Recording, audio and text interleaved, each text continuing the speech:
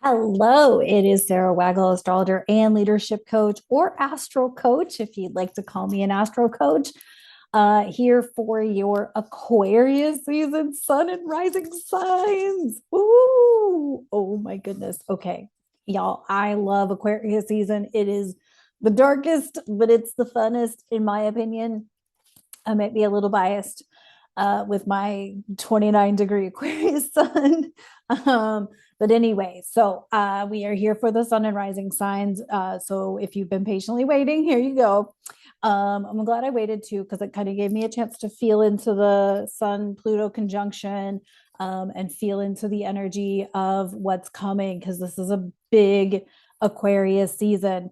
But a few things just before we get started. One, I have brought the full chart reading back. I've had a couple people ask me about it, and I brought it back. So the link is below. It's within the link of all of the other astrology readings that I have available. So of course, there's the wellness astrology if you want to get in alignment with your natal chart for your best nutrition or consumption and fitness, or exercise goals or movement goals. We can work at the wellness astrology. And then, of course, I have the sun, moon, rising if you are brand new to astrology, and just want to learn your basics so you can kind of understand a little bit more about your personality, about yourself, maybe even some confirmation that you're not crazy. You're just you in the way that God created you to be with your natal chart. And then there's the AstroGoals, which is for a precursor to Astro Coaching. Astro Coaching is a 3 or 6 month commitment, that we can deep dive on various parts of your chart so that you can find out about, your Mercury, which is communication and thinking, and why do I think so slowly, and or why do I think so weird, or your Mars, why does everything seem so weird? Why am I attracted to such weird things? Or if you have a Mars in Capricorn and you're a nonstop go on the go type of person, maybe that's because you have Mars in Capricorn, and fire signs in your sun and rising. Something like that. What else can we learn from your sun and rising? Sun, moon, rising. We can learn about your Scorpio moon if you happen to be a Scorpio moon and you've done a lot of personal development and you're still like an emotional roller coaster, and you're like, why? I don't understand. Probably because you have a moon in Scorpio or a moon in Pisces or a moon in Cancer, and you have to learn to work with those emotions a little bit. So you can get that from your sun, moon, rising. But I brought the full chart reading back. We can work on your Saturn. I did look at my demographic for my channel. It looks like I've got a pretty good range from 25 to 50 plus. And so if you are in your late 20s, you might be getting up there to your first Saturn return. If you have a Saturn in Aries, we can work through your Saturn return. Perhaps you are a North Node, your nodes are like North Node Virgo, South Node Pisces. So you're in your nodal opposition. You might be that if you're in your mid 40s. Maybe you're having a Uranus opposition. If you happen to be a later degree Scorpio Uranus, or an early degree Sagittarius Uranus, you might be having a Uranus return. If you are a late degree Scorpio Pluto, and Pluto is now squaring, or excuse me, an early degree Scorpio Pluto, and Pluto transiting Pluto is now squaring your Pluto. What the hell is going on? I don't understand. These are things we can find out from a full chart reading. Some of them we can find out from a sun, moon, rising reading, or some of them we can get into with the astro coaching if you really want to be like hardcore supported with your astrology. So all the links are down below. And of course, there is my guest appearance on the Hearts Unleashed podcast. You can also join the Awakening Spirit Collective. The advantage of joining the Awakening Spirit Collective or joining my mailing list, the Awakening Spirit Collective gets weekly astrology, and it's a deeper dive than I do on YouTube. Number one, and both my newsletter sign up and the Awakening Spirit Collective have been getting channeled messages from me that are private videos you can only access if you have the link to do so. And those are just me channeling intuitively when I feel the urge to channel a message. And then I send those videos out. But you got to be either in the Awakening Spirit Collective, which is a monthly commitment. There are several other practitioners a part of that group. including like a journaling coach, folks who work with chakras, folks who work with healing and spiritual awakenings and whatnot. So, and then of course, myself as the astrologer. And so lots of things going on with the collective. On my newsletter, I send out a weekly newsletter. And then, of course, they get the private link to the video of the channeled message. So if you're interested in any of that, all of these links are below in the description box below this video. So if you're new here, welcome. Please like, please comment. Please let me know that you're here and that you're stoked about Aquarius, or you're freaked out about Aquarius, or what the fuck is going on in the world about Aquarius. All of those sorts of things. If you're returning, please hit the like button. Please drop me a comment, say hi, let me know that you're here. It does help not only me, but it helps the algorithm to get my videos out there further. I know I'm weird. I know I'm different. I'm designed that way. I'm perfectly fine with it.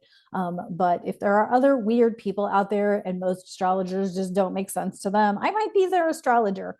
Okay, so Aquarius season. We've got a potent one here, and it's going to take a little bit of work. You can't really relax and chill this Aquarius season. That being said, it's going to be one of those, you're not going to feel motivated to work. Mars is still in retrograde and it's going to be until into Pisces season. So we do not have Mars to help us at all. He's retrograde in Cancer, his least favorite sign to be in. And so he's just kind of like treading water, holding a brick. I don't know if any of you ever swam or did water polo and you had to tread water holding a brick. I've had to do it. I did lifeguard training and I was a swimmer for years.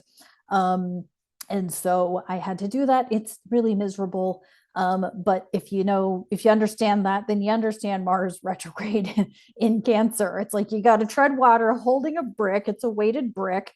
I don't know how much ours weighed. Probably, I don't know. Could have been 5 pounds. Could have been 2 pounds, and it felt like 10. Okay, because you're treading water and keeping the brick above water. That's what Mars and Cancer retrograde is feeling like. We're not motivated, but we got to be disciplined. Okay. You got to know the difference. There's also a lot of harmonious transits happening between Pluto and the nodes, between Uranus and the nodes. Now that the nodes have shifted into North Node Pisces, South Node Virgo, we've got a lot of harmonious transits happening with them, but they require work. Okay. We also will have Mars, as he's retrograde, trining Saturn, which I also feel like is going to be like, it's harmonious and it's good, but it's the malefics in a trine. So it's not going to feel, it's not going to feel that good, even though a trine is usually positive, but you've got Mars and Mars in detriment with or at his fall and Saturn in a trine. It's not going to feel harmonious and it's going to mean a lot of work, but it's also going to be Saturn being like, no.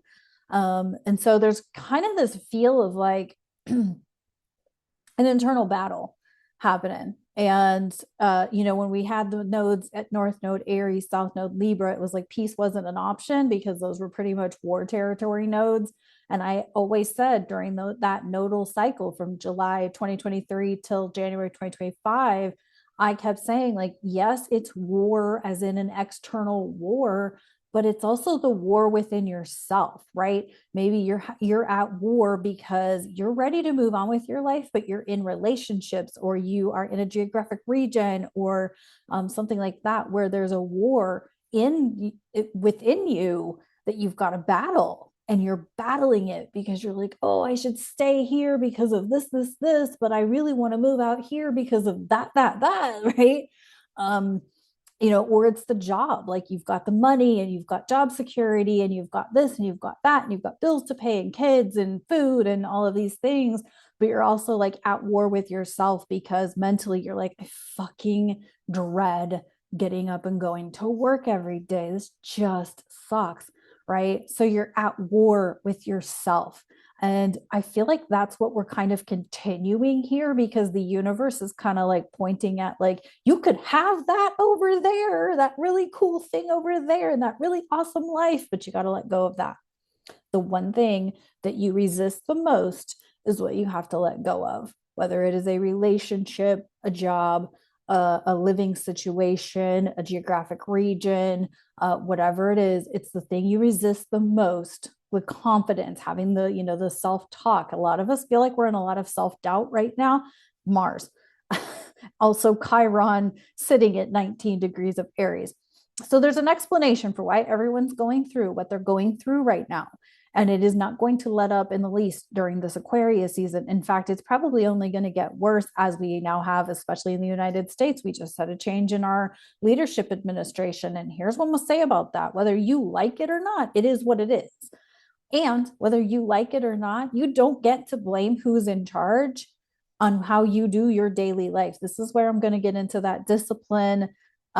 Discipline equals freedom and discipline over motivation. You're not going to feel motivated. You're not going to feel motivated for a really long time, like perhaps well into April when Mars finally moves back into Leo. You're not going to feel motivated, and you may drag ass to get things done. Hence why a lot of my videos have been more tardy than usual. I'm just not motivated to do them, but I got to, buckle down and do them because it's what I said I would do, right? It's also something that I do for other people. That's also important, as we have a South Node in Virgo and Pluto in Aquarius. What are you doing now? The Sun and Mercury in Aquarius. What are you doing for other people?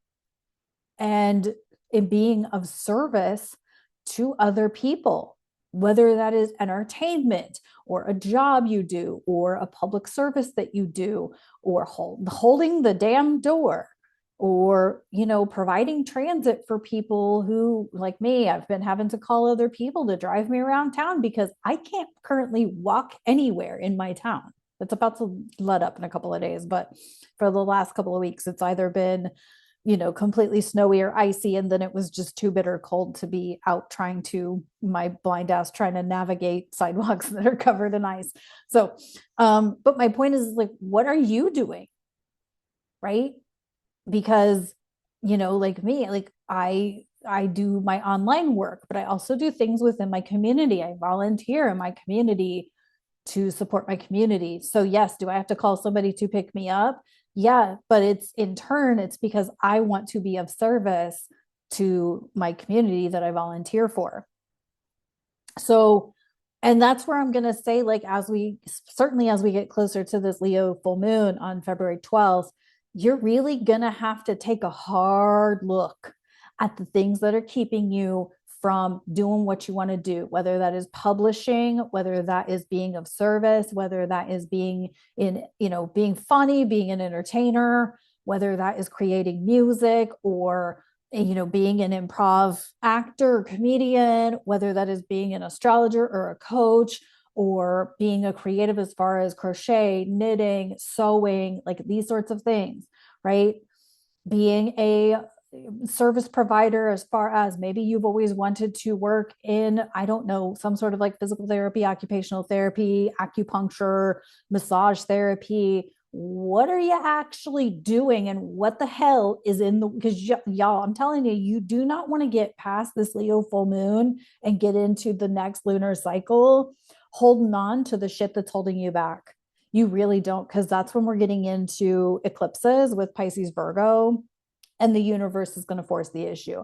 And I know we're in Aquarius. It is a fixed sign. And if you have a lot of fixed energy in your chart, Taurus, Leo, Scorpio, Aquarius, you hold on for dear life, even if you are scraping your nails, right? You're holding on for dear life to the thoughts, the people, the relationships, the job, the money, the material possessions, I gotta, I need food, and you gotta be able, you hold on for dear life. So this is not an easy Aquarius season. It's a fun one if you feel into it and utilize the energy that we have, but it is going to be some very internal work. There are, like I said, there are positive transits, but they are work transits, because there's trines, trines are fairly easy, but sextiles are not, and neither are squares. And so we have a lot of positive energy. It's just, you're going to have to dig your heels in and do what you need to do. And it's okay to be compassionate with yourself and to have your self-doubt and all of those things. But know that this year, 2025, is literally a survival of the mentally fittest. Okay. Like we're coming into 2025 feeling like mentally weak, mentally exhausted, and probably filled with a lot of self-doubt. And I know a lot of people have self-doubt for different reasons. But you're going to have to ignore what's going on out there and really dig in with yourself. If you're pissed off about what's going on out there, you're going to have to find a way to let go of your anger and process your anger, because we do have a lot of aspects to Chiron in Aries. So you're going to have to let go of a lot of that anger in order to move forward in 2025, because we are where we are with the leadership and things like that. And you got to know that the day after the inauguration was the first in our lifetime Sun conjunct Pluto in Aquarius. That's innovative, it's revolutionary. And so no matter who got elected, things will change regardless. They are going to change in big, big, big ways, especially once we get into, we've already heard a lot about tech changing and the tech industry changing and AI. And I've been talking about this forever, that AI and virtual reality and augmented reality and, advancements in healthcare. Is healthcare going to go technological, and is that the way we want it to go? Remember that you create your reality. Remember that if you want to get somewhere, you're the one that's going to have to work for it. So if you're wondering, like, what do we do now that we don't have quote unquote opportunities? You work for them. You work for them.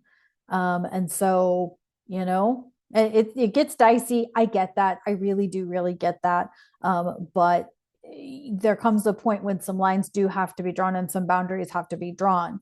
And so we all have to do that in our own way. So, all right. What else did I want to say? Aquarius rules joints. Aquarius is co-ruled by Saturn, as is Capricorn.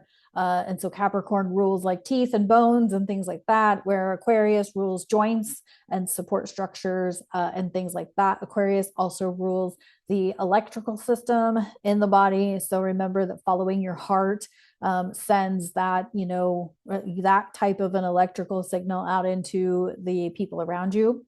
And so, but it also rules like, your physical joints. So you may be feeling some joint stuff. I know I have. So it's like, are you being attentive to joint strength and what you need to do to strengthen whatever joints, particularly your ankles and your wrists, strengthening those and things like that? What are you doing to support heart health, your cardio, your, even just following your heart or healing your heart, opening your heart up to romance? Aquarius does, for whatever reason, cover Valentine's Day. I will never understand it. That's okay. But what are you doing to open your heart, your healed heart, to love yourself, to love those around you, to love everyone, and to, love the collective and everything like that. So lots of different things going on there. Okay, before I jump into the chart, since I just heard it in the background, I don't think you guys will hear it, but if you do hear like loud popping sounds in the background, it's just the roof of my building. It's not collapsing. I've already asked. But if you do hear it, it's okay. I'm fine. All right, let's pull up the new moon chart, the full moon chart, and then we'll get into your sun signs. And that's it. All right, so stick right there and I'll be right back. Alrighty, we got this Aquarius new moon on January 29th. Mercury will have just passed Pluto. And so this is a very innovative new moon. Pluto's also trine that south node in Virgo still from left over a little bit from the trine at 0 Libra. So it's an out of sign trine, but a trine nonetheless, because it's still within, 5-6 degrees of Pluto. That's why it's still a trine. We have, what else do we have going on here?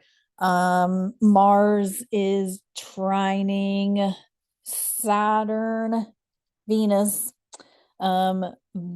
sorry, and coming up on, he'll be moving in on that square to Chiron as we move throughout the month or throughout Aquarius season. But we have a lot of Aquarius. We have Pluto, we have Mercury, we have the moon, we have the sun in Aquarius. And then Pisces is fairly loaded too. It's Saturn, Venus, Neptune, and the North Node. So, these are the last two signs of the zodiac. And it's really just pointing to like the changes that are coming. But we're still in hefty ending energy. And this is what I'm saying. Like you're setting these intentions for this new moon. But there won't be a lot of like pump it up forward, right? This is not exactly that time because there's still a lot that needs to be cleared. South Node Virgo is now like clearing things that disrupt our health and clearing things that clutter our environment. And whatnot. Mars is retrograde. And like I said, he will be until, into Pisces season. So we don't get a lot of help from Mars this Aquarius season. So it's kind of like that. You're going to be making some intentions that are going to like that would support forward thinking and like visionary type stuff or innovative type stuff. Like, what do you want to shift with social media? That's been like my biggest question mark lately is like, what do I want to do with social media? We had that TikTok ban. And I'm sure many of you don't give a rat's butt about TikTok, but here's why it's important.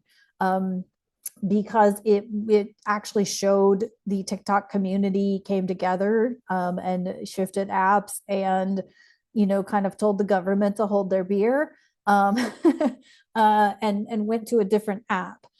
Whether it was a good idea or not, that's not for me to decide or judge. But it was the point that I'm making here is it was such an example of Pluto and Aquarius because pretty much everyone that does use TikTok does not use Facebook, Instagram, Threads, and all of those. They do like TikTok, and TikTok serves a purpose for them. And I know many people have the experience of TikTok being like stupid and dumb and whatever, but many of us have found community on there and have built community on there for different things, different projects, different, interests, life interests, and things like that. So it really showed how many people could come together for one solution, one purpose. And it was the purpose of saving TikTok. Do I think it was a psychological experiment that they killed it for 15, 16 hours and then brought it back? Yes, I do. I think it was literally, they took away a PlayStation from a teenager and the teenager lost his absolute shit. So I definitely think there was some emotional reactivity they were looking for with that. I don't think it's over because currently the TikTok app is not available in the Apple App Store. And so I don't think it's set yet, but we currently have TikTok active. But the reason this is important for you to know is that if that many million people, I think it's what 1.7 million people have in the United States have a TikTok account. If that many people can come together for TikTok, then that many people can come together for any other cause or purpose. And maybe that means like, supporting our country or helping people in times of natural disaster or in natural disaster, however you'd like to look at that. But it was kind of that example of Pluto and Aquarius and what we can see over the next 20 years of Pluto being in Aquarius is people taking a stand for what they want and what would happen if we all came together instead of being so damn divisive and whatnot. And so that was that. So yeah, Mercury conjuncting Pluto right before this new moon. It's like you may get some like really intense inspiration, ideas, out of the box ideas. I wish I had a really good Doctor Who type, like the box is bigger on the inside in Doctor Who, but it's kind of like we're beyond it being bigger on the inside with Aquarius. It's more like thinking the box doesn't exist, right? And that's a reference back to even my coaching training where they talked about the box doesn't even exist, right? So you're not trying to box things in, you're really trying to think outside the box and how can you do this differently, in very different ways. So maybe it's not Etsy and it's not Squarespace, or it's not TikTok, it's not Facebook, it's going to be Discord or Reddit, or maybe you're going to create your own type of social media, and then all of a sudden the universe is going to, like, an engineer, a software engineer is going to cross your path, and you're going to be like, oh, you could actually create that with me, kind of thing. So it's really thinking like there is no box. And so that's that Mercury conjunct Pluto with this new moon. And this new moon is in a fairly wide conjunction to Pluto. We'll call it a zodiacal conjunction because they're in the same zodiac sign. But yeah, and of course, like I said, Mars is still retrograde. Uranus is going to go direct shortly after this new moon peaks. I believe it's like later that same day that Uranus will station. So Uranus is going to be in stationary mode with the new moon in Aquarius, where Uranus is the dispositor or the ruler of the new moon. And so, there could be some things, right? Uranus is in Taurus and an earth sign. Aquarius is an air sign. So there could be some activity there. Earthly activity. By that I mean, like, there could be there could be a windstorm, there could be some kind of an earthquake or something that shakes things up, just because they're in that zodiacal with Uranus stationing, getting ready to station direct. So Uranus is like sitting still, and when Uranus or any of the outer planets like sit still, things can happen as they get ready to push forward. I feel like that's it with this chart. Like I said, all of that activity in Pisces, and as we move forward with all this Pisces, with Saturn, Venus, Neptune, North Node, this is why we're seeing so much like fuckery, manipulation, what's really real, what the fuck is actually going on. The reality is that we don't know, right? There's a lot that we don't know, and there's so much that's being told, particularly, I'm talking particularly about the media, because the media is under the rulership of Pisces, where we're in that height of deception or deceptive information of, they're just talking crap about, whatever they want to talk crap about. And so you kind of need to be careful with the media. I'm not a big fan of the media because I haven't been for years, for probably, I don't know, 15 years at this point. Because I think they skew a story. It's kind of like I've talked about before with like the data and the research, like, and statistics, and they can manipulate a story to make it sound how they want it to sound, to keep you in fear mongering mode, or to keep you believing a certain narrative or whatever. So you kind of just want to be careful, especially with all this Pisces energy. Just kind of be careful what you're exposing yourself to. And this could also go for not only media, but like media, like news media, but this could also go for like entertainment, and literature and things like that. Like, what are you, are you feeding your mind, or are you just reading a book so you can crank out books for your Goodreads list, right? So your Goodreads reading goal. Things like that, when you could be investing that time into reading like self-help, like Atomic Habits, or Extreme Ownership, or reading something of actual quality versus quantity, kind of thing. So that's just something to think about too. So okay, then on February 12th, there we go. We have February 12th. Yep. The full moon in Leo. Now we have Uranus direct, Jupiter direct. So as we move between the 29th of January and the 12th of February, and Uranus stations direct, Jupiter stations direct, we're going to have a few few aspects there to Chiron. Throughout that, Venus is going to move into Aries, and that would be her detriment. And she's also prepping to go retrograde, so she's already within her retrograde shadow at this point by February 12th. But the thing about the things leading up to this full moon in Leo, especially as Jupiter stations direct, which happens on the, oh gosh, is it the third? The third or the fourth of February, I think. The thing about Jupiter stationing direct in Gemini and Pluto, Mercury being in Aquarius, and he will have already had his superior Kazemi at this point, is a lot of shit could be revealed that you may not want to hear, but you have to hear. Again, this is what I'm going to say about this full moon in Leo. It's going to be that moment to release the things that are keeping you from doing your soul's mission, your highest good, right? Whether that's your job or publishing your book or, you know, moving to the location that you would rather live in or moving to the location that would best serve and support you, or, you know, the relationships that you're in, and, you know, the manipulation and the you know, that's holding you back from actually moving forward with what you really want. What you don't release during this Leo full moon is going to only get harder to release as we move into Pisces season, because we start having eclipses.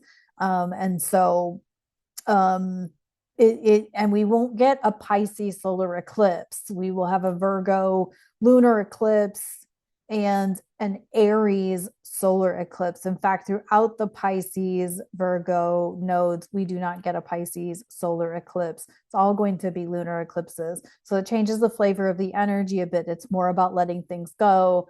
But it'll get harder and harder as we move forward, to let things go. And the, you know, again, I know it's Aquarius season and it's the most stubborn time to release, but like Leo is your heart. It's the things that bring you the most joy, and you have to really decide, is it worth holding on to this job that I hate even though it pays the bills? Is it worth holding on to these friendships, or trying to adjust my life for these situations when they don't actually make me happy? It's kind of like going to the obligatory holiday event that you just really don't want to go to, but it's like that, you know, that annual obligation. Like, we're kind of done with that, right? We're kind of over it. Anyway, so that's this full moon. It is square Uranus, but I do think this is a better charger crystals type of full moon. You know, I think Leo moons are way better. It's got more fire attached to it and a little bit more energy. Although albeit Mars still retrograde.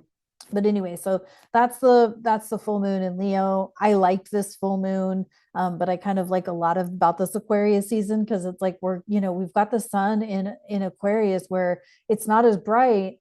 It's in the darkest part of the zodiac for it, but it's also like Pluto's there, and it's kind of going to dig a lot of stuff out of the darkness, and reveal it, because that's what Pluto does. Um, which could get really awkward and uncomfortable for a lot of people. But at the same time, it's like you can finally see what, I guess it's like you can finally see what people have been talking about forever, and you can acknowledge it, address it, let it go, have your emotions about it, and then move forward and actually be like, oh, it never really was that way, was it? No, it probably wasn't. So anyway, that's the full moon in Leo. Let me, there we go. Okay. So that's a full moon in Leo. We're going to go into your sun and rising sign. So of course, I will timestamp everything, so you can move forward, backward, however it serves and supports you. And I recommend going with your listening to both your sun and your rising sign. I typically listen to my rising sign and then my sun sign, because Scorpio comes before Aquarius. But if you want to do it the more authentic way, you can go forward to your sun sign and backward to your rising sign, however you would like to do it. I don't really actually care. But just remember, if you have questions, if you need support, you can get the sun, moon, rising reading, you can get the wellness astrology reading, you can get the full chart reading. All of the links will be below for you. And so let's get into, oh, and just so you know what deck I'll be using, it's the Dark Magic, Magick, because Pluto is the co-ruler of Scorpio. and its sun's in its darkest spot. So dark magic seemed like the way to go. Let's create some magic this Aquarius season. So let's get into it. Hang on one sec. Alrighty, let's do this. Aries, this is your forecast for Aquarius season, including the Aquarius new moon on January 29th and the Leo full moon on February 12th. So Aquarius is your 11th house. Leo is your 5th house. We also have the nodes now in your 12th house and 6th house. So groups, communities, social media, technology, and also your spirituality is on the docket here. And so things may need to shift in your with what your heart wants and your daily routines and whatnot. So yes, I'm covering both Aquarius and Pisces only because we have the North Node in Pisces and a fully loaded Pisces. But it could be like you need to get something right with your daily routine and following your heart. That this could be a job. Like Aries could be done with a job. It served its purpose, and now they need to move on to something else that supports them and supports their heart a bit more than whatever they're doing right now. But this is an opportunity to be attentive to your creativity, your creativity with regards to groups and communities. Maybe you need to help out a nonprofit and be a part of a nonprofit or some other sort of community service type of organization, and or maybe you need to dive more into social media opportunities and whatnot with that Aquarius theme. And that Pluto is going to be in your 11th house for the next 20 years. So obviously, I feel like saying that Pluto is going to be somewhere for 20 years. Therefore, some part of your life is going to transform. But in 20 years, if some part of your life doesn't transform and change, I don't know. That seems like it would be a problem to me, but I change my life all the time. So and some people don't, and so this could be like breaking up with a routine or something like that. One theme that I've been hearing is like ending the 9 to 5, and that doesn't have to be the 9 to 5, but it also could be like shift work or just the idea that you have this daily, whether it's 7 to 3, 3 to 11, 11 to 7, or 9 to 5 or 8 to 5 or whatever, like whatever the daily routine is, like that needs to get a mix up and a shake up. And I feel like this could also affect your money, just because Uranus stationing in Taurus, your second house. So could be a lot of things going on with like your daily life, your creativity, putting all of those pieces together to have a difference in your community, a difference in your subconscious, the way you talk about yourself, think about yourself, your sleep habits, and all of that. So it's like with these axes, like something's got to change in you're in the creativity and in the work and in the health habits in order to shift or even like contribute to the groups, the communities, have better sleep, all of those sorts of things. And in the dark magic, oops, hold on, got to get the magnifier to do magnificent things.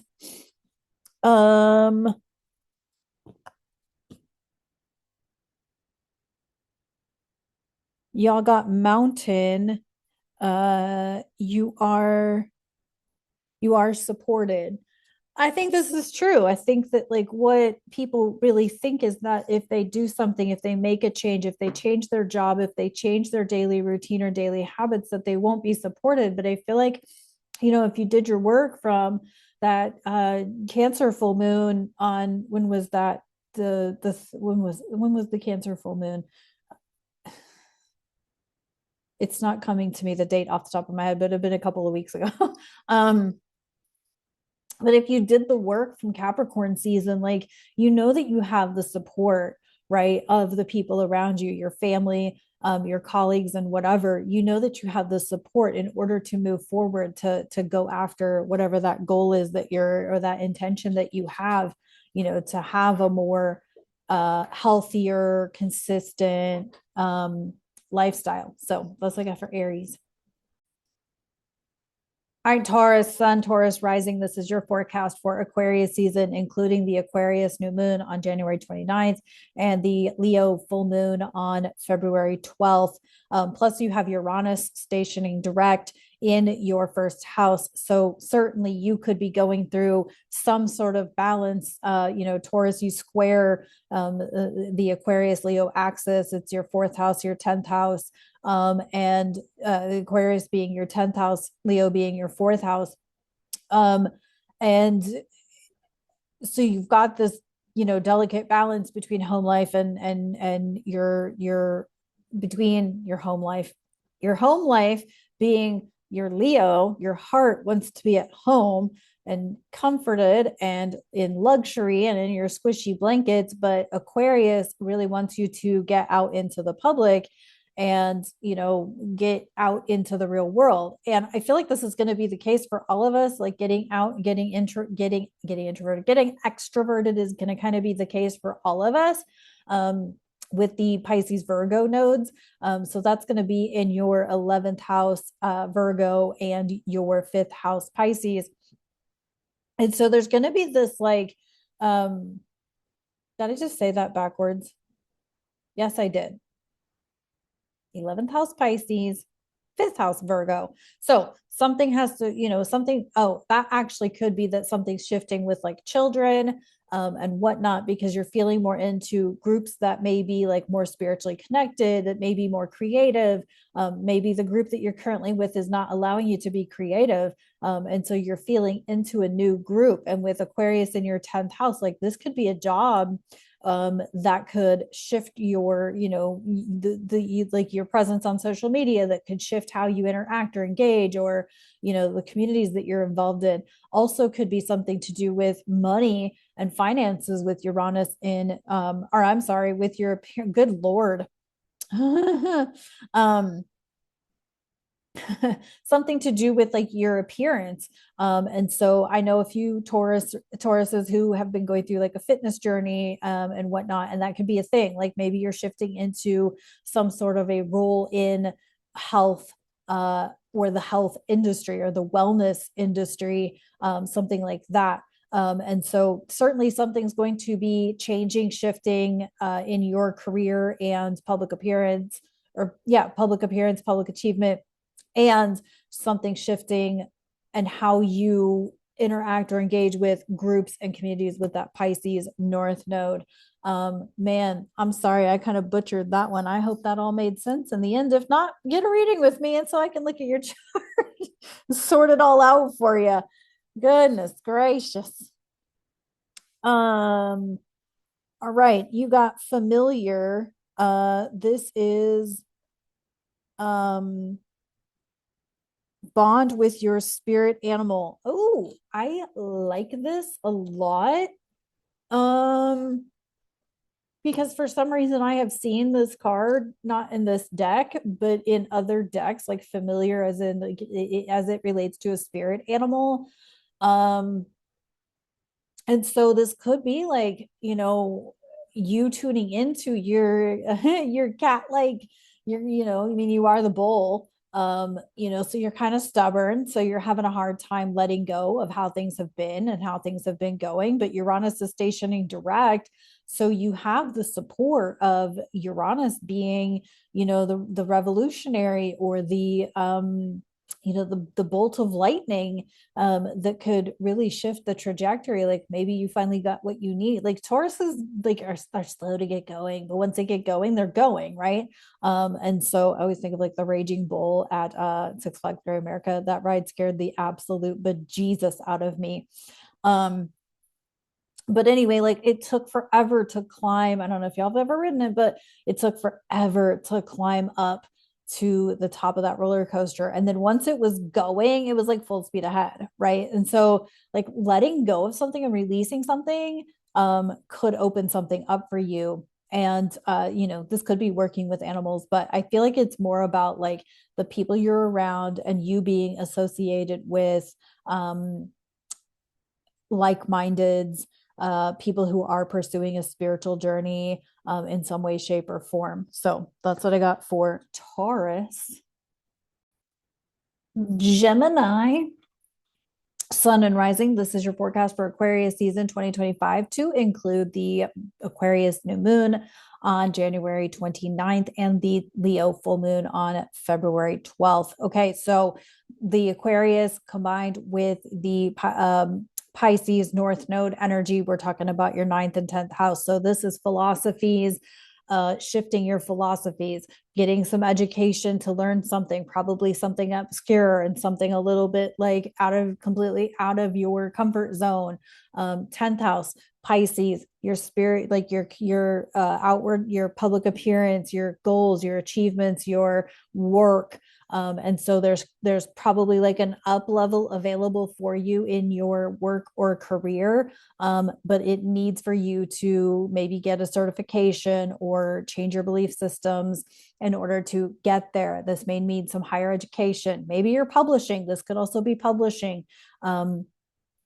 And so you're releasing like some insecurity about your writing, and are ready to publish what you have been. And this doesn't have to be like a written thing. It could also be like publishing a song or music, that you have been working through. And so that would then directly affect like your Pisces 10th house connection. And of course, you also have Uranus stationing direct in your 12th house. So you could have some sleep disruptions, and then Jupiter stationing direct in your first house could also be some sort of learning about yourself. Maybe this is like a confidence in yourself to publish, to, get out there and speak about your whatever you're publishing, or get out there and talk about the thing that you have been studying, or immersing yourself in for such a long time that now you're comfortable enough to actually get out there and talk about it. And so could be really good for Geminis. Geminis, you have like a really good year ahead, for most of 2025. So, I mean, this is a good year to take advantage of some really positive energy for you. You got identity, and this is make your own choices. Yeah, this is which choices are challenging for Geminis, but that's okay. We love you anyway. But this could be like, making your own choices. Like it doesn't matter. I mean, and the ninth house, Aquarius ninth house, like you probably change your faith base like multiple times in your lifetime. And so it's like making your own choice. Like maybe you're switching from, one type of religion to more of a philosophical, like Buddhism or something. Or you're shifting from Christianity to spirituality, or some sort of other, type of doctrine or something like that. But I think this is like, knowing that it's okay to change your mind. Pluto's moving through your ninth house. You're probably going to change your religion or change your philosophy about religion, or dogma or something like that as time goes on with this Pluto transit. So just like that for Gemini. Cancer, sun and rising. This is your forecast for Aquarius season 2025 to include the Aquarius new moon on January 29th and the Leo full moon on February 12th. Okay, so Aquarius is your eighth house. Leo is your second house. So there's definitely something to do with money here and shared finances, or something about finances that you share with someone else, or an inheritance. But I also think like Pisces, Virgo is your ninth house, third house. Um, so once again, like shifting your beliefs in the next 18 months. And then Uranus direct in your 11th. I feel like there's something to do with like a group or community and money, um, or your and I feel like I've said this before about Cancer, is like your involvement in a group or community, with regards to money, with regards to taxation, with regard to like some this honestly could be like you shifting your beliefs, ninth house Pisces, you're shifting your beliefs and philosophies about a group or community. 11th house Uranus stationing direct, could like have you be involved more intently with a organization or a social group or something like that.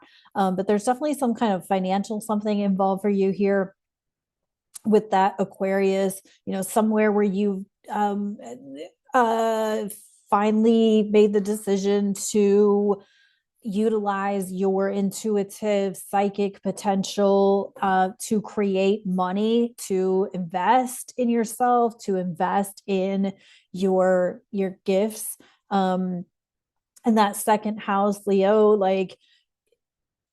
um like letting go of material possession. I've got like a million thoughts running through my head right now, so sorry.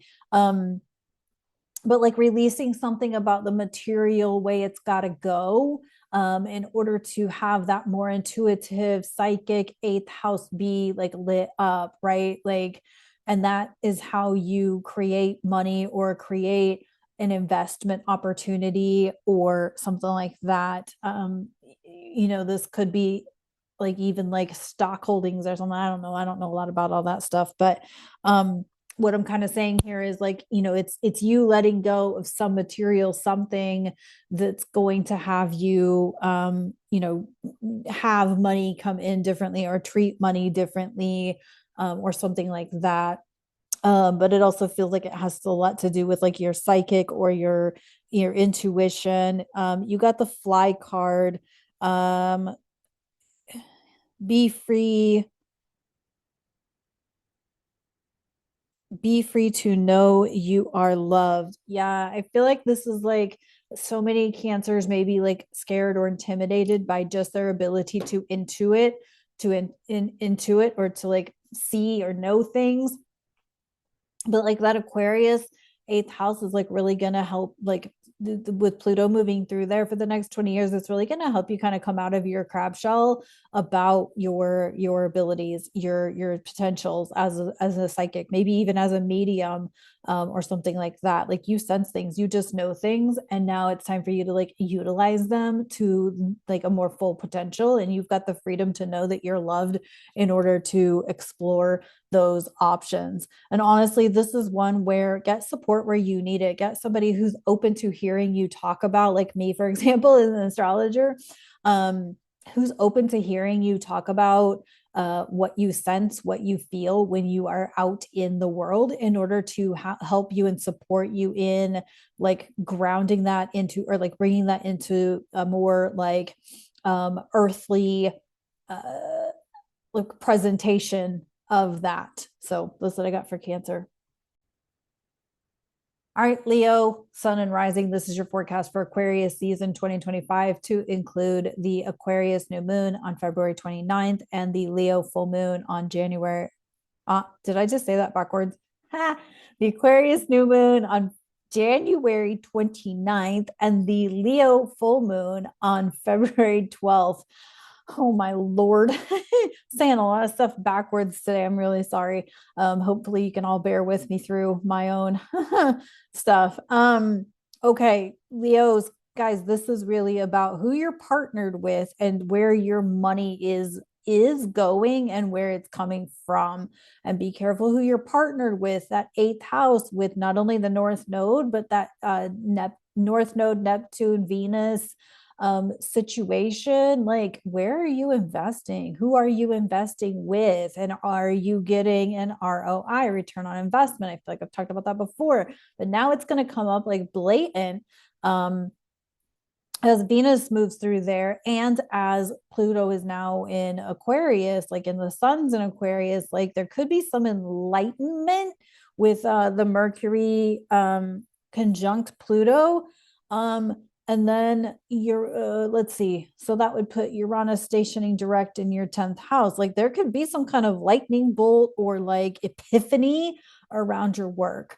Could really like change the whole game. It doesn't have to be bad. It could be good. It could be a good change. I'm just saying that with that much energy in Pisces, particularly around like Neptune, North Node, Venus, all of that whole conjunction situation, I'm saying that like make sure all of your I's are dotted and T's are crossed with your finances, so that you don't get in some sort of deceptive illusion on who you are doing business with, who you are signing contracts with, and things like that.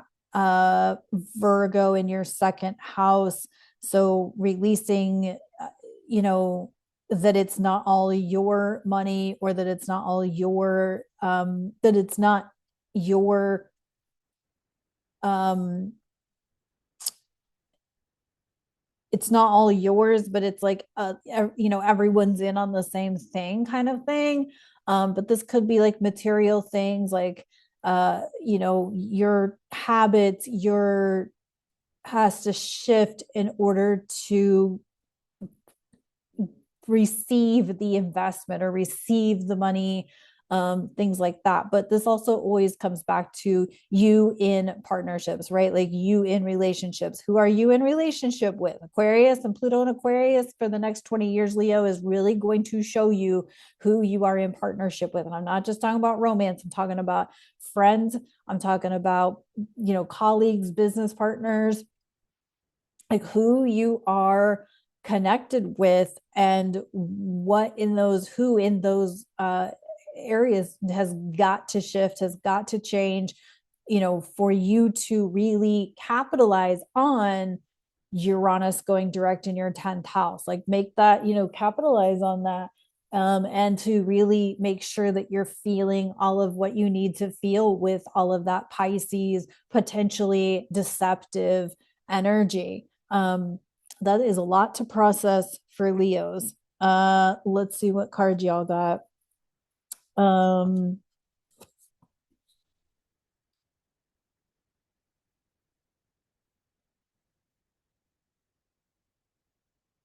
okay. Greening. It says, you are a natural. Well, that only like boosts the ego of a Leo. I think though this is like you just get to be yourself. Um, you just get to be who you are, right? You get to be, uh, greening could be a couple different things. Like green, I think of like innocent or like naive or whatever, but you're natural, like greening, you're creating green, which is a reference to money, but also could be like creating green as in like um foliage, and you know, creating a lush environment for yourself, and things like that. And you know, you're creating that for yourself by releasing and letting go of the people who aren't in alignment with what you're up to. So that's what I got for Leo. All right, Virgo, sun and rising. This is your forecast for Aquarius season 2025, to include the Aquarius new moon on January 29th and the Leo full moon on February 12th. Okay, so Aquarius Leo is your sixth house, 12th house axis. Leo being your 12th house, sleep, is, you know, subconscious sleep habits, but it all comes back to your daily habits. And with Aquarius in your sixth house, your daily habits have to constantly be like innovative and shifting and changing. And you're probably not somebody who sticks with a routine. I'm laughing because that's also me. But you do need to have all of the different types of stimulation to support you in getting a good night's sleep. So like solidifying some parts of your doesn't have to be a set schedule, but having a routine. Like every day you need to like feed your mind, feed your body, move, get some exercise, probably get some outside time, or at least disconnected from technology time, to promote good sleeping habits. With that Leo, that's a fiery sign in a 12th house, could really be disruptive to your sleep. So don't be surprised if around like February 10th, 11th, 12th, if your sleep is really disrupted. Probably is going to be pretty common for a lot of Virgo risings. But Virgo risings, um, and also Virgo suns, if you Virgo in the first, if your sun, if you're going with the sun in the first house, you're also going to be coming to some sort of like like something maybe really fuzzy or foggy with your relationships, your partnerships. And again, this is not romantic. This could be friendships. This could be coworker relationships. This would put Taurus in your ninth house, which is where Uranus will be stationing direct. And that could mean like a shift in travel or a shift in philosophy around these relationships, certainly a shift in how you deal with yourself. Like you've got to let something go about yourself, whether it's how you talk about yourself, how you allow other people to talk about you. You've got to let something go about yourself, like developing some sense of confidence in your ability to choose the right people, choose the right activities throughout the day that actually fulfill what you need them to fulfill, whether this is about your philosophy, religious beliefs, or your work and career. Jupiter stationing direct in your 10th house could really be pointing to some sort of truth or reality check about your career and the people who you work with. So this could be that 7th house Pisces, could be some illusion about your work, or something like that. So, and if you have any placements near 11, or even the latter degrees of Sagittarius in your 4th house, you could have a grand cross going on, which could create, this whole need to change, make changes in all of your, in pretty much all of your life, right? But it all comes back to, for this Aquarius season and Pluto in Aquarius, it comes back to what do you actually need throughout the day as far as physical, mental, emotional, spiritual stimulation, activation, groundedness. Virgos really need to get in touch with the earth. Whether that's, using, essential oils or grounding techniques, or, how they do their fitness, how they nourish themselves, and even getting outside to just be a part of nature needs to happen for Virgos. So unfortunately, Virgos, you ain't getting out of this one without making some sort of changes with yourself, your daily habits and routines, and the people that you are surrounded by. And you got to be careful with all of that delusional, illusional fuckery energy in Pisces, which is a foggy sign anyway, that you're making the right decisions with the right, letting go of the right relationships and embracing the right relationships. There could be a lot of question marks and a lot of like, and you may not have answers for a good long while. All right, you got the Mirror card. Well, that's appropriate.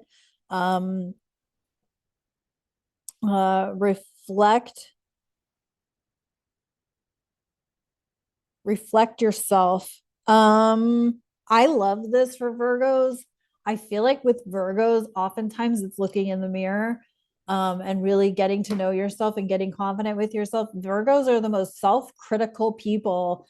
And it really is at their detriment because they are really brilliant and they have a lot to offer the world and they neglect that. Remember that Virgo too, you are a servant. You're here to serve others. You're here to serve. If your Virgo is your first house, it's in service of yourself and what you actually need and what is actually supportive for you. And I feel like you aren't clear on that right now. You are not clear about it, and you may be making decisions or choices that could, because your ego gets in the way, right? All of our egos get in the way. Okay. But with Virgo, the risk here with the Pisces energy is that your ego is going to make the decision, and it may be like, I want to say the wrong decision, but it may be like a decision that takes you a trajectory. You're like, wait, that's not the way I wanted to go. So you've got to really get clear with yourself. Do some mirror work meditation, do some hardcore introspective work to really get clear as to what really is your priority so that your relationships align with that priority. Because if they don't, those aren't the relationships you want. Okay. All right. That's what I got for Virgo. All right, Libra, Sun and Rising. This is your forecast for Aquarius season 2025 to include the Aquarius new moon on January 29th and the Leo full moon on February 12th. Okay, so we are talking about your 5th house of creativity, heart's desire, childlike playfulness, and even inner child wounds. And then we are talking about your 11th house, which is groups, communities, technology, social media, all of those kinds of things. And then, of course, we have to include the Pisces 6th house, Virgo 12th house. And so, it's like your community is shifting because you're following your heart. And Pluto moving through your 5th house means your heart's what you are interested in, and or any inner child wounds that you are facing are going to surface. And you're going to have some probably like epiphanies around your childhood and letting some things go around your childhood. But this is also like, your creativity and the groups and communities that you're around, and do they really support you? But also, changes happening with your routines, your health habits, your routine, your exercise routines, and whatnot. In fact, I know a Libra rising who recently had like emergency surgery. So obviously her routine has completely shifted and changed now that she is, recovering from surgery.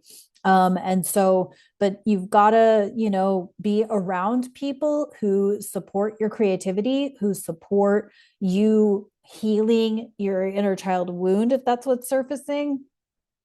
You've got to associate with people and get the right supports, whether that is psychotherapy or otherwise, that can actually, support you and help you thrive through, creating this whole new potential lifestyle that you are going to be needing to innovate over the next several years.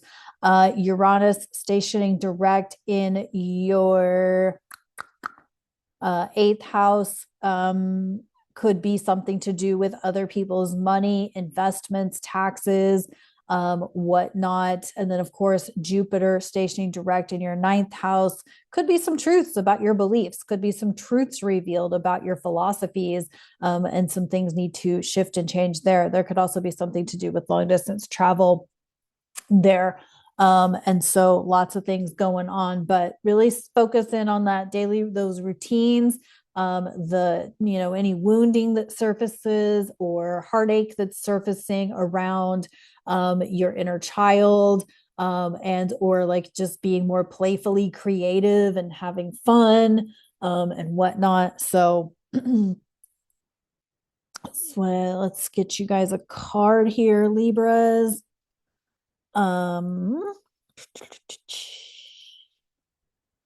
Ooh, ghost. Interesting.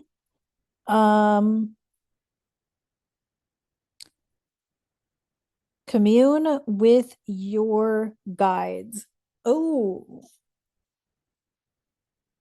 so Libra's meditation and silent meditation, so that you can really tune in, like that maybe need to be added to like a centering, grounding, silent meditation time to really tune into where you're being guided to.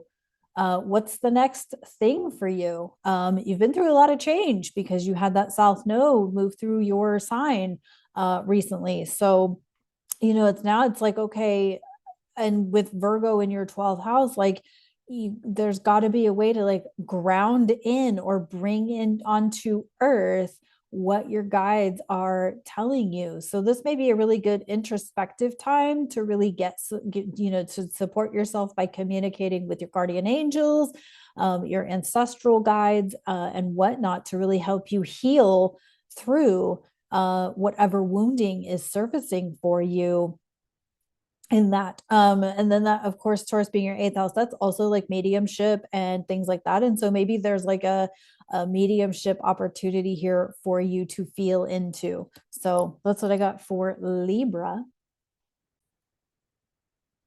Scorpio, sun and rising. This is your forecast for Aquarius season 2025, to include the Aquarius new moon on January 29th and the Leo full moon on February 12th. You also have Uranus stationing direct in your 7th house of relationships and partnerships. and Jupiter stationing direct in your 8th house, Gemini. So y'all think I'm like really mixed up now. It's probably because of Jupiter getting ready to station direct.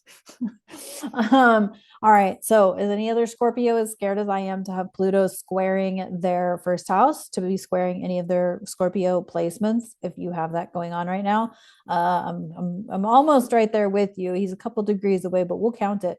Okay. So 4th house, 10th house, 7th house activity, 8th house activity. Pisces is your 5th house, and Virgo is your 11th house. So, all right. So it's releasing the groups, communities. It's releasing how your career has gone, because you really have to tune into your emotional state, your home life, making your home cozy, making your home unique.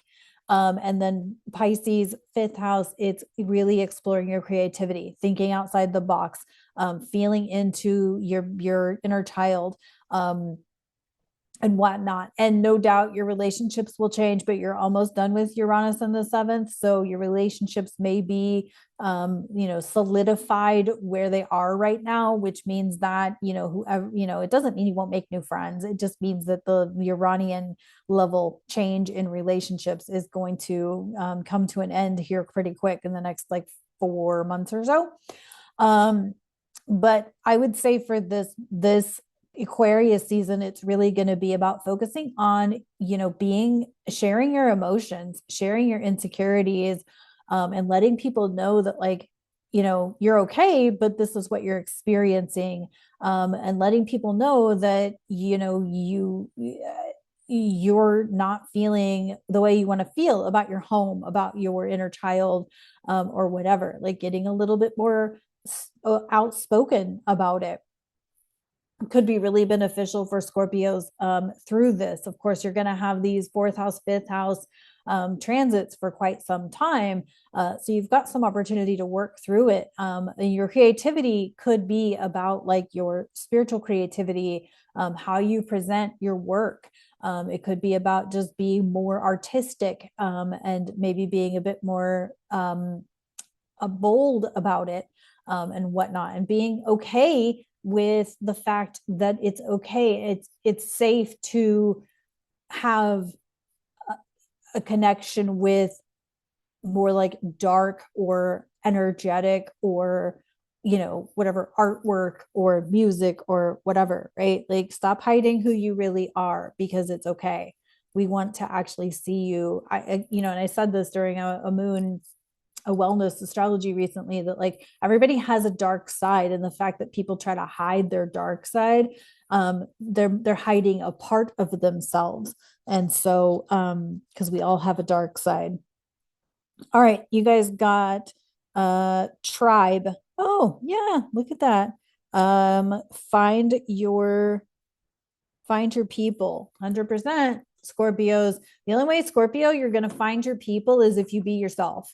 And you've got to unleash the beast, let out the dark side of you that will actually bring in, like, there's people out there that want people, it's like, like I said about TikTok, like there's people who forged communities on TikTok, like through book talk, through tea talk, and through, witch talk or whatever it was. Like there's people who really created community through TikTok. And so I have no doubt that like you finding your people is available, but you've got to be willing to be yourself and be who you are. And so, and some of us are kind of like, we've never done that before, because it's been always like this weird. And even when we are authentic, we get judged and criticized. So I completely get it.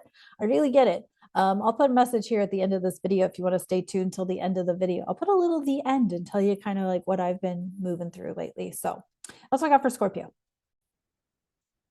Sagittarius, sun and rising. This is your forecast for Aquarius season 2025, to include the Aquarius new moon on January 29th and the Leo full moon on February 12th. We are talking about your 3rd house and your 9th house.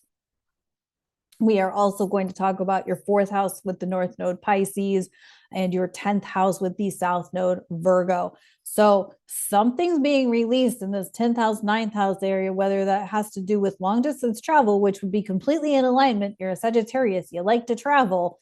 But there could be something released there, and that Leo full moon in your 10th house could be something about work travel.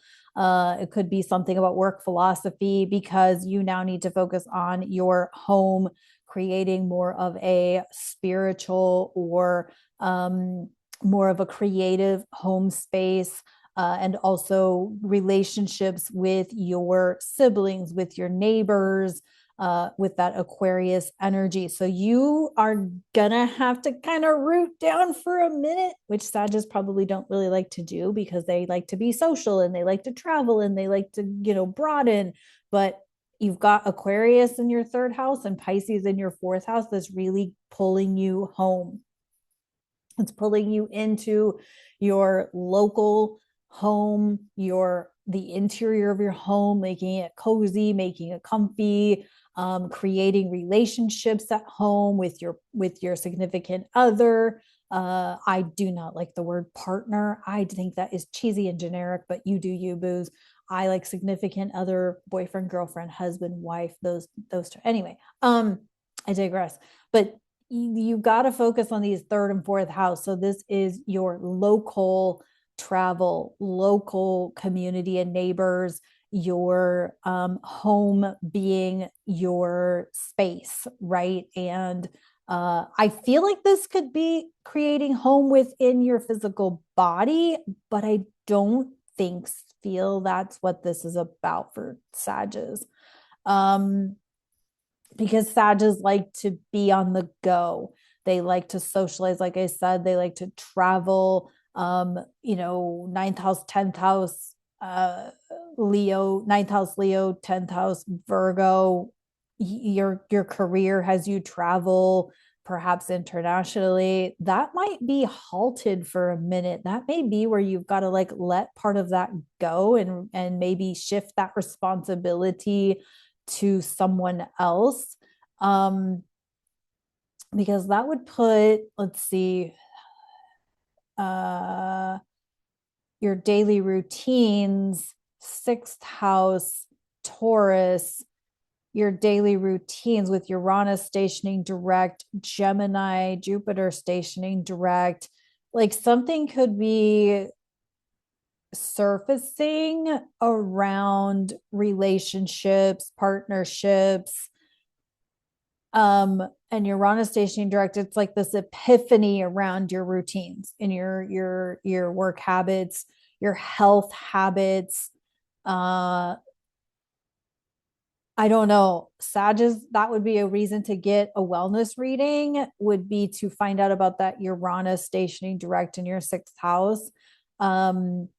Because Uranus rules electricity. And so that may be something to think about. And also with the fourth house, could also be North Node Pisces in your fourth house, could be like emotions or maternal wounds could be surfacing. And that third house, like local travel, that's going to transform for you, of course, over the next 20 years, like your home life situation, your homes, your neighborhood, your relationship with your siblings, perhaps, or your neighbors. Like you kind of need to get closer relationships with your neighbors to support your home life situation. That's a lot for a Sag to go through. So let's see what we got in the cards.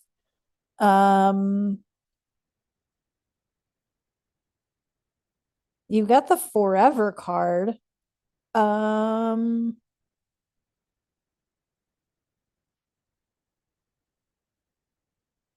together individually. Oh.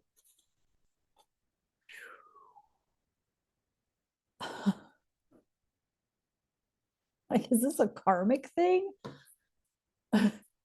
um,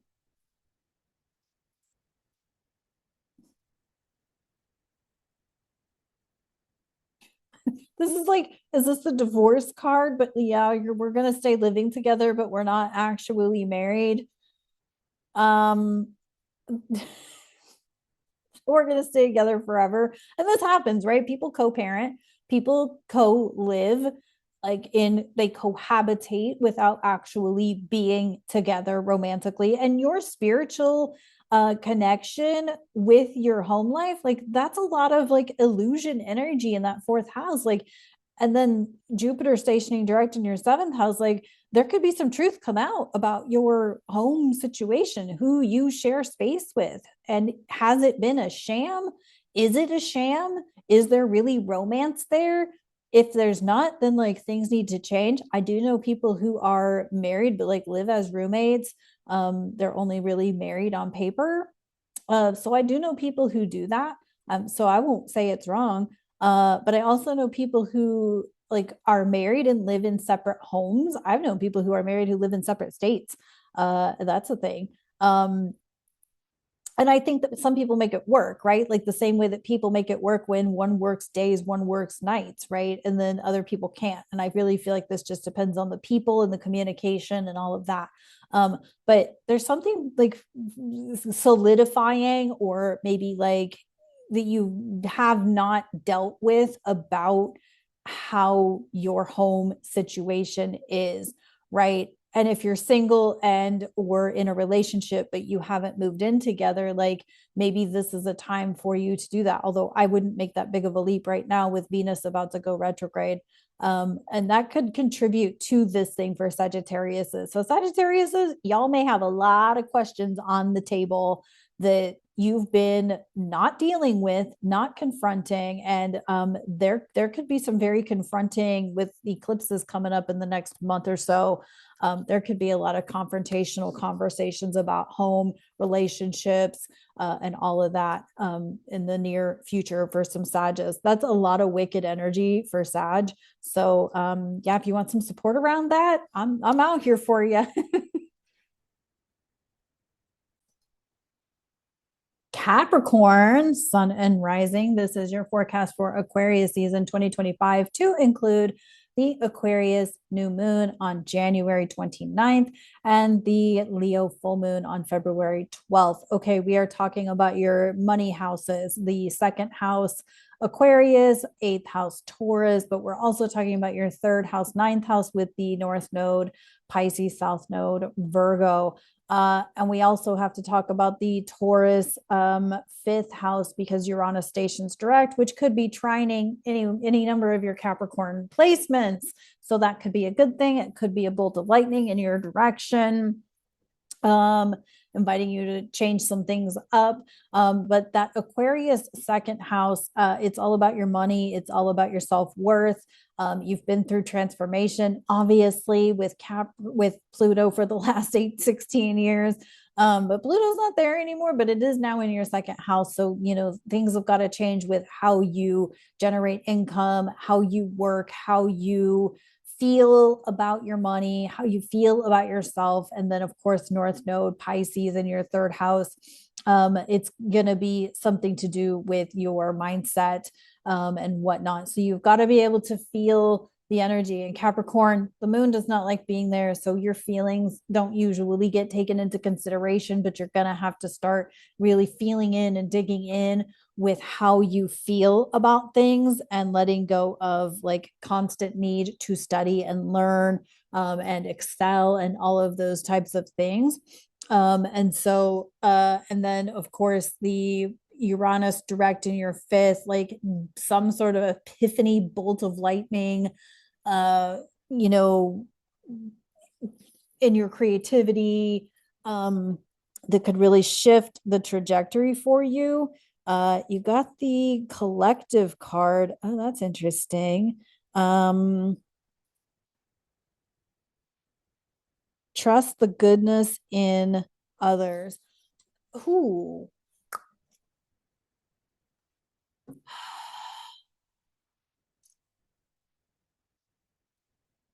Because you constantly want to go it alone. I could see that with Capricorns. Like they are diligent workers. Like the few Capricorns that I know, they do everything on their own. They They kind of have that Saturnian strictness about them, and nobody does it like they do, or nobody can work as hard or as long as they can. So they're just going to keep doing the thing. And you've got Leo in your eighth house. So like, you don't feel like you need, other people or intimate relationships to help you out, because, that's pretty, Leo is kind of a go it alone sign as well. But Aquarius being your second house, like you've got to trust that other people are there to help you out and to be there to support you and to be compassionate. You've also got to trust your neighbors and trust your siblings, and North Node in your third house, like there's something to do with neighbors and siblings there. And yeah, so I think this card is completely in alignment. There is something about like needing to trust that other people will be available to help you out and support you, needing to trust that other people are compassionate and care about you, and all of that, care about your well-being, and whatnot. So you've been through this transformation. Now it's time to like invite others to the party, and let them in, let them help you, and all of those things. All right, let's go for Capricorn. Aquarius. Okay, sorry, had to. All right. Aquarius, sun and rising. Happy birthday to all of my fellow Aquarius out there. Here we are. Pluto in Aquarius. Okay, this Aquarius season will cover, of course, the Aquarius new moon on January 29th and the Leo full moon on February 12th. All right. So we're talking first house, seventh house, and of course, Pisces is your second house. Virgo is your eighth house. And we also have Uranus stationing direct in your fourth house and Jupiter stationing direct in your fifth house. This is, of course, whole sign houses. I know a lot of Aquarians who have not only Aquarius, but also Pisces, Aries in their first house. So that would be another reason to get an actual reading from me. Because we could look at that housing situation a bit differently than I can with whole sign, sun sign houses. Okay, so you are obviously going to go through a transformation over the next 20 years. But if you didn't, I'd be somewhat concerned, because Aquarians are usually ahead of the game when it comes to transformation and being innovative and changing things. But you've got to get out there and make friends. Leo is your seventh house. You gotta get yourself out there, and be friends with people. Pisces being your second house, like the illusion of your self-worth, the questions about your self-worth, the questions about your money, the questions about, like, there's a lot of question marks around that, right? Your home life obviously could get a lightning bolt coming up here around that new moon with Uranus stationing direct. And Jupiter and Gemini stationing direct could bring some truth about your childhood, your children, something like that. But really, I would focus on yourself and getting yourself out there and being more of an extrovert, which most Aquarians are definitely not extroverted. And I'm going to tell you why most Aquarians are not extroverted. And this goes for any placement in Aquarius. Whether it is your sun, your rising, Mars, Mercury, because I got a family full of folks who have Mars in Aquarius. I know a few people who have Mercury in Aquarius, moons in Aquarius. If you got a moon in Aquarius, this sort of applies to that too. You think different. You feel different. You can see people in a different way. And it's really awkward. It's really damn awkward, because you're like, do I tell them? Do I not tell them? How do I present that information? So Aquarians don't trust their own judgment.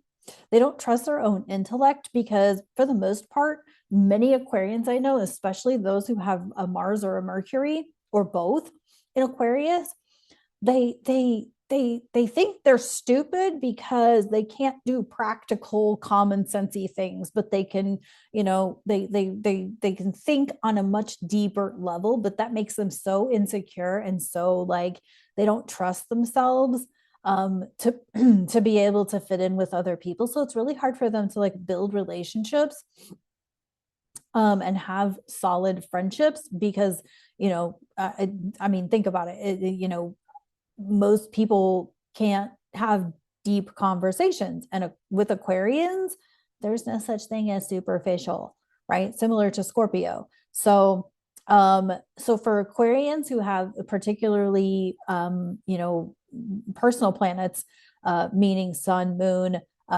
rising, which are personal luminaries and a point, but also people who have like a Mars, Mercury, or Venus in Aquarius. They think differently, they relate differently. So they think they're bad or they're dumb. They're not. It's the problem is that they kind of look at everyone else like, when are you going to catch up? When are you going to read that book? When are you going to like comprehend something beyond, are we going out for a beer? That's why Aquarians have such difficulty in social relationships. That is just my opinion and my experience of having a lot of people with Mars, Mercury, Sun, Moon, rising in Aquarius. I don't know a lot of people with Venus in Aquarius, but I would say it somewhat would relate the same, because Aquarians just relate different and they relate more deeply because they're so way ahead of the game and they can sense things about you that they don't know how to share it with you, right? Because they don't want to hurt you because they're all about humanitarianism. But also don't fuck with or piss off an Aquarius, because they will tell you the cold hard truth, and then you're like, were you thinking that the whole time? Yes, I was.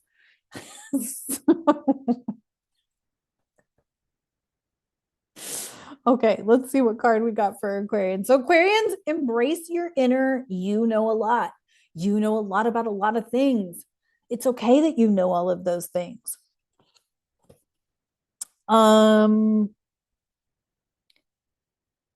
Yeah, brave.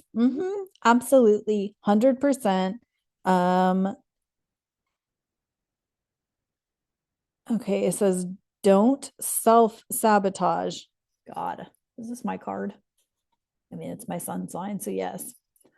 I feel like this is absolutely 1,000% true. With Pisces in your second house and the North Node, Venus, Neptune situation that's going on in your second house, like your self worth is going to have question marks. It's going to feel like you are not, and therefore you could like self destruct at a time when we really need Aquarians to not self destruct.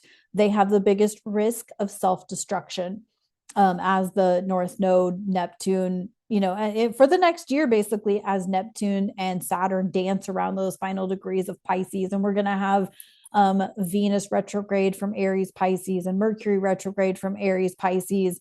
And so, yeah, definitely feel like over the next probably like 4 or 5 months, like Aquarians run the biggest risk of self-sabotage and self-destruction, because they have so many question marks around their self-worth, around their value to the world. And it's because as all of this light energy is flooding the planet and Pluto is now in Aquarius, the amplitude, or like the amplification of Aquarians being in a like visionary and ahead of the curve is tenfold.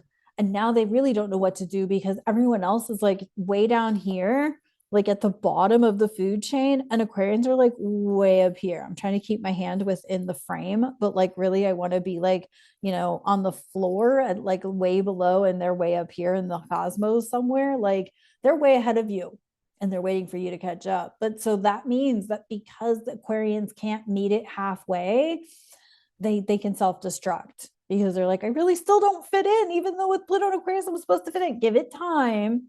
Give it time. It will happen, but we all have to give it time. Once again, as I said to Scorpio, stay tuned. At the end of this video, I'm going to share like what I've been going through lately, and hopefully for some people it'll be a little bit of a relief. Okay, that's what I got for Aquarius. Happy birthday, Aquarius. Pisces, sun and rising. This is your forecast for Aquarius season 2025, to include the Aquarius new moon on January 29th and the Leo full moon on February 12th. Pisces has got to be going through it right now with so many planets in Pisces, Neptune, North Node, Venus, Saturn in Pisces. But we're talking about your 12th house, your 6th house here with Aquarius. So your sleep could be disrupted because Pluto is now in there. Mercury, which probably has your subconscious going a million miles an hour, and the sun trying to light it up, but it's probably not happening.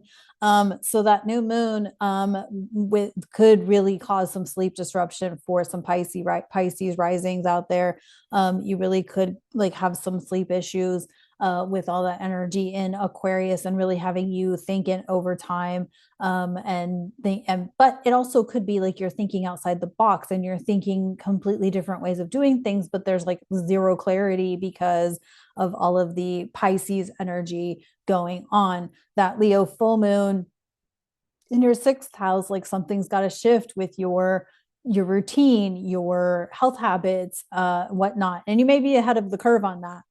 You may have already made some adjustments and solidified some discipline and commitments around your health habits and your routines and whatnot. And of course, your relationships are shifting because Virgo in your seventh house. So something's got to change with your relationships, partnerships. You could be already experiencing this with that South Node in your seventh house.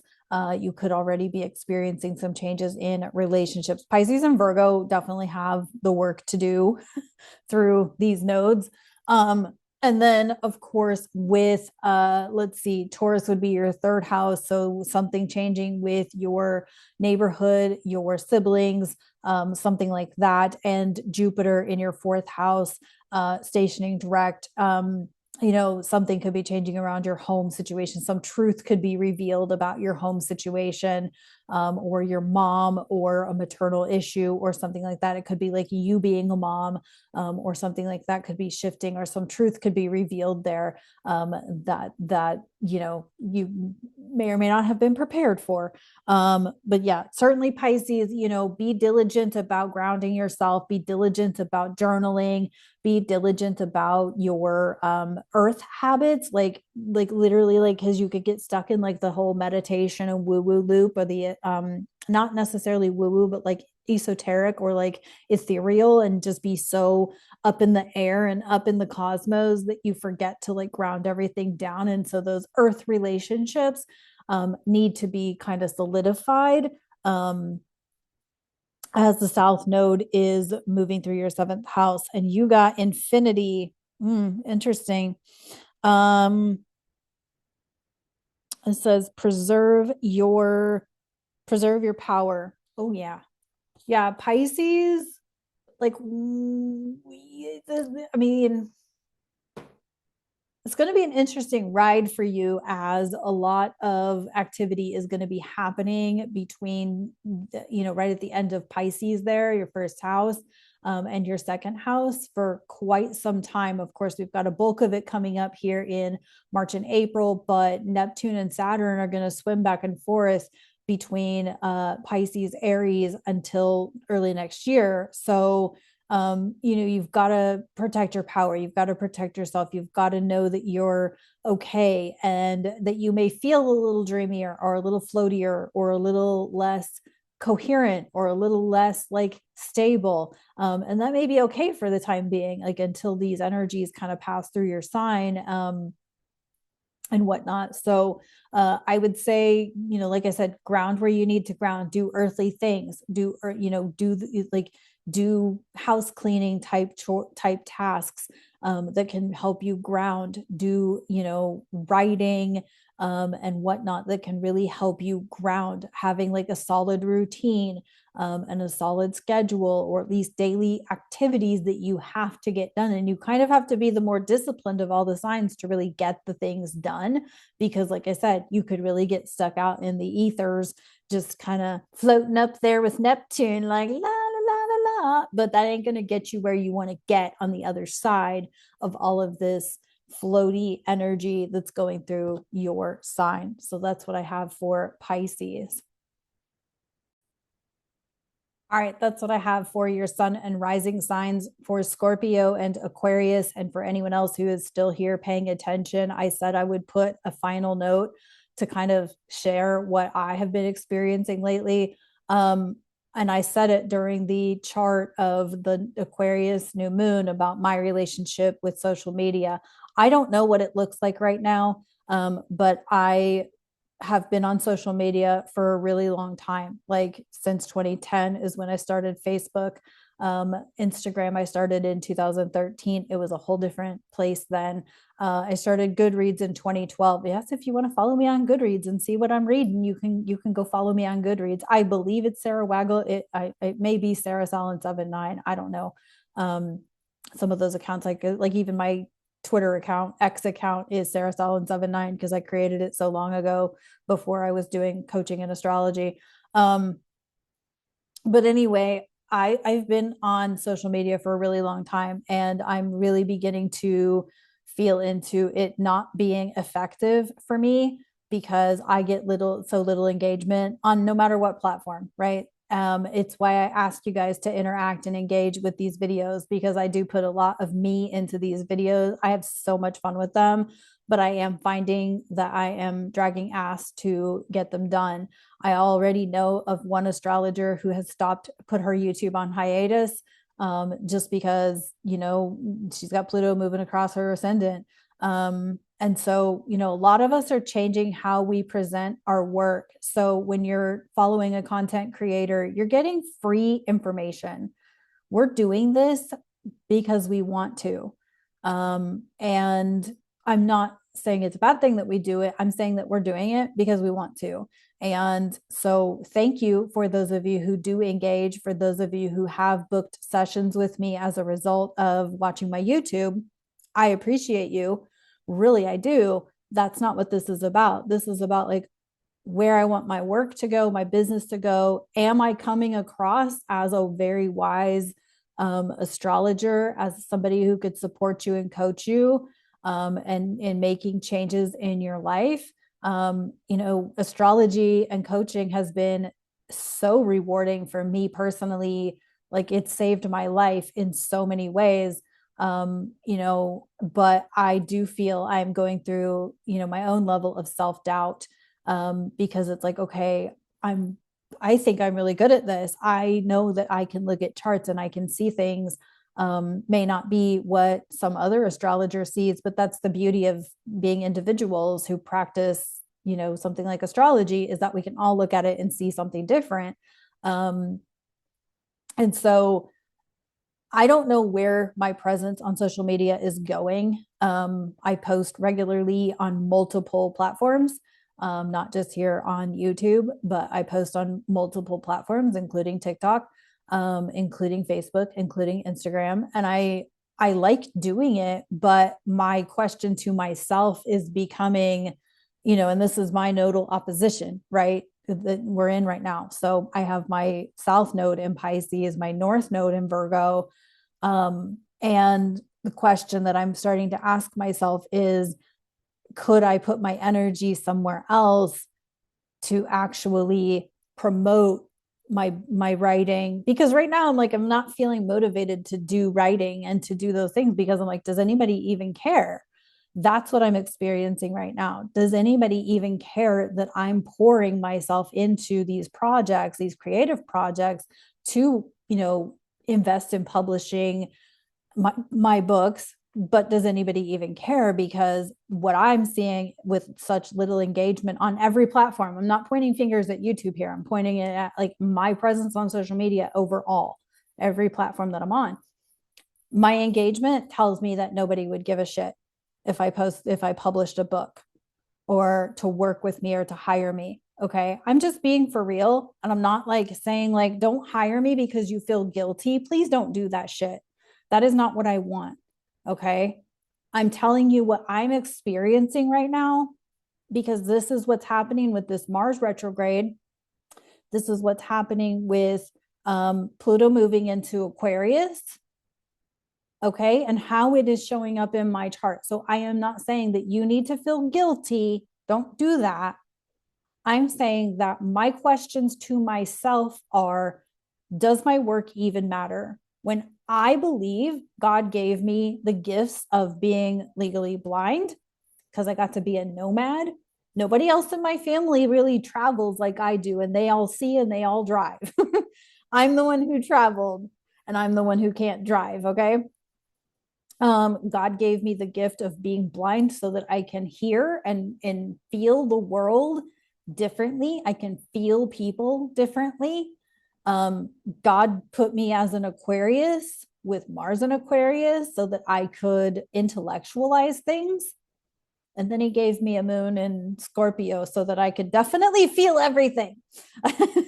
um, anyway, so these are just questions that I am asking myself, and I'm giving you this because I want you to see that even though I'm a practitioner, I still have to do my work. I still have to work with my practitioners. I still have to work with these tools that I present to you on a regular basis so that I can continue to support myself as I continue to evolve and grow. As far as social media is concerned, what I'm saying to you is that it's external validation that could be causing me to self-sabotage and create the self-doubt, because the way I see it is with such little engagement and little, business or flow of business. Is my work on social media even worth it? Or could I be growing a community in another way, or, involving myself in a community in another way, right? I have a North Node Virgo in my 11th house. So again, I'm presenting this to you to show you that this is astrology and this is how it plays out loud. And this is how it plays out in real life is we do have these moments of self-doubt, and this Mars retrograde is kicking a lot of people's ass and making them feel like they are not worthy and making them feel like they are not significant. And I'm here to tell you, you're significant. You freaking matter. You matter to me. You matter to the people around you, even if they do not. Now, remember that social media is deceptive as hell because it doesn't put your post on someone else's, feed. So just because people aren't engaging doesn't mean, number one, that there's whether or not they're seeing it or not. Number two, it doesn't mean that they didn't read it and they weren't affected by it, right? Because I have met people in person that are like, oh my God, I love your posts. I love when you post things on Facebook. It just makes me feel better about my day, or it's encouraging because explaining that the planets are doing this fuckery or that fuckery is like a reminder that, like, okay, it's not just me, it's the planets doing that, right? And that's what this Mars retrograde, Cancer, and all of this Pisces energy is doing. Is that's why this year 2025 is the survival of the mentally fittest. Okay, I am going to get through this. I am going to publish my book.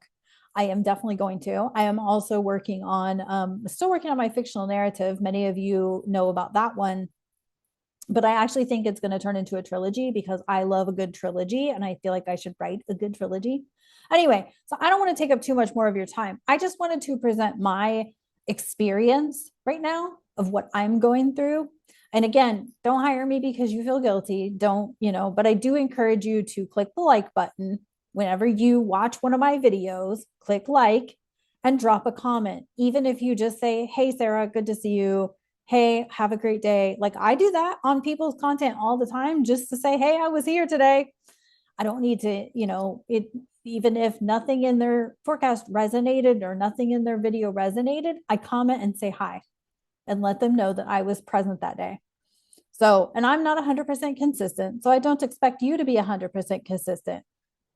But I do ask that when you are watching a video from a provider, astrology, tarot, coach, someone sharing how to spiritually do whatever it is you're learning about, whatever it is you're exploring, that you thank them, because it is that important. Again, like I said, I know at least one astrologer who has taken a YouTube hiatus because, again, we put a lot of work into presenting our content. So anyway, thank you so much. I appreciate you guys more than you could know. I really do. But I just wanted to share where I am right now. So thank you so much. Well, happy Aquarius season. I am excited. It's Aquarius season. It's going to be wild with Pluto here. And so, but we all got this. We're all going to get through this. Is it going to be a wild ride? Yes. And it's not because of Trump. So people can blame him all they want, but this shit was all going to happen anyway. Astrologers have been talking about it for years, well before the election.